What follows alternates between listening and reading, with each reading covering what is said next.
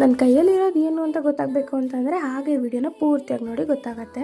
ಬೆಳಗ್ಗೆನೇ ಎದ್ದು ಮನೆ ಕೆಲಸಗಳನ್ನೆಲ್ಲ ಮುಗಿಸ್ಬಿಟ್ಟು ಸ್ನಾನ ಮಾಡಿ ಪೂಜೆ ಮಾಡಿ ಬಟ್ಟೆ ಮಡಚಿ ಬಾಳೆಹಣ್ಣನ್ನು ನೋಡಿದ್ಮೇಲೆ ಪಂಚಾಮೃತ ತಿನ್ನಬೇಕು ಅನ್ನಿಸ್ತು. ಪಂಚಾಮೃತ ಮಾಡಿದ್ದೆ, ತಿಂದಿದ್ದಾಯಿತು. ಅದಾದಮೇಲೆ ಮನೆಯೆಲ್ಲ ಕ್ಲೀನ್ ಮಾಡಿಕೊಂಡು ಮಧ್ಯಾಹ್ನದ ಅಡುಗೆಗೆ ಏನು ಮಾಡ್ತಾಯಿದ್ದೀನಿ ಅಂದರೆ, ಇದು ನನ್ನ ಕೈಯಲ್ಲಿರೋದು ಬಾಳೆ ದಿಂಡು.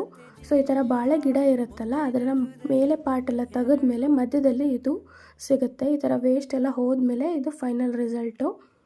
ಇದರಲ್ಲಿ ತುಂಬ ನಾರಿರುತ್ತೆ. ಆ ನಾರನ್ನೆಲ್ಲ ಈ ಥರ ಸ್ವಲ್ಪನೇ ಕಟ್ ಮಾಡ್ಕೊಂಡು ತೆಗಿಬೇಕು. ಅದೆಲ್ಲ ನಮ್ಮ ಅತ್ತೆ ಕಟ್ ಮಾಡಿಕೊಡ್ತಿದ್ರು.